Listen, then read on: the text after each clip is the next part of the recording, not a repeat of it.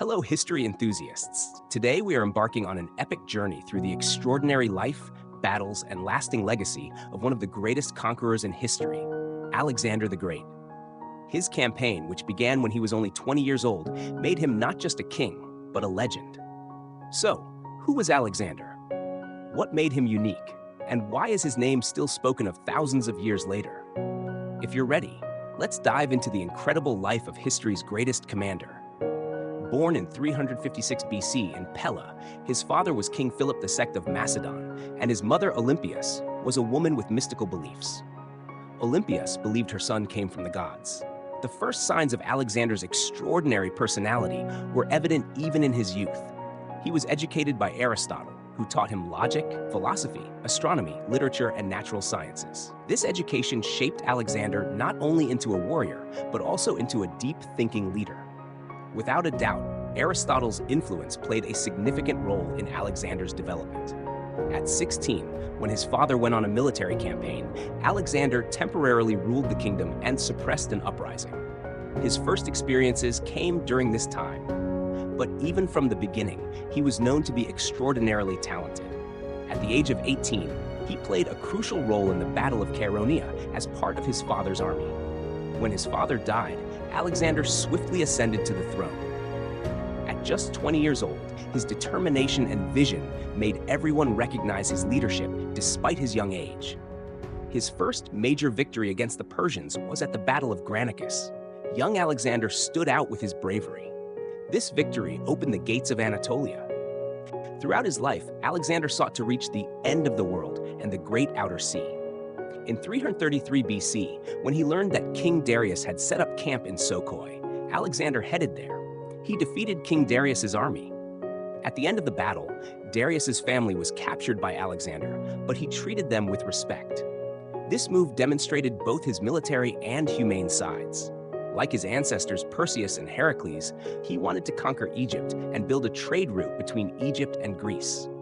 Thus, Alexander moved south. When the Phoenician cities saw him, they surrendered without resistance. In Egypt, he was hailed as a god. The priests attributed divine origins to him, which only increased his charisma. Here, he founded the city of Alexandria, which would later become a center of science and culture in the coming centuries. After the successful campaign in Egypt, Alexander turned his face towards his ultimate goal, conquering Asia. In 331 BC, the armies of Alexander and Darius faced off again at Gaugamela. Alexander defeated Darius for the second time. This battle marked the end of the Persian Empire. Alexander was now the ruler of Asia. He burned Persepolis, one of the capitals of the Persians. Was this act a symbol of victory or revenge? It remains a debated question. Alexander built cities bearing his name in the conquered territories, as he wanted to portray himself not just as a liberator, but as a god. Alexander continued his campaigns in Iran, Central Asia, and Afghanistan. Despite the harsh terrain, he kept moving forward. During this time, he strengthened his political power by marrying Roxana, whom he met in Central Asia. This marriage symbolized a union between East and West. After conquering Persia, Alexander turned his attention to the east and advanced into India. In 327 BC, he arrived in the Punjab region of India.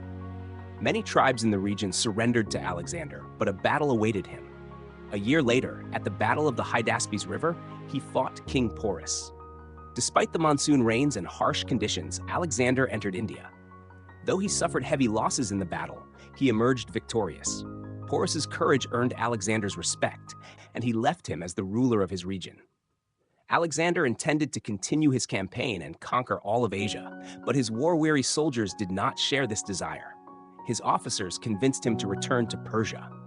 On the way back, during a battle in Mali, Alexander was seriously injured. Perhaps if he had continued, history could have unfolded differently. Alexander's army crossed the Gedrosian Desert, a journey far deadlier than the wars he fought.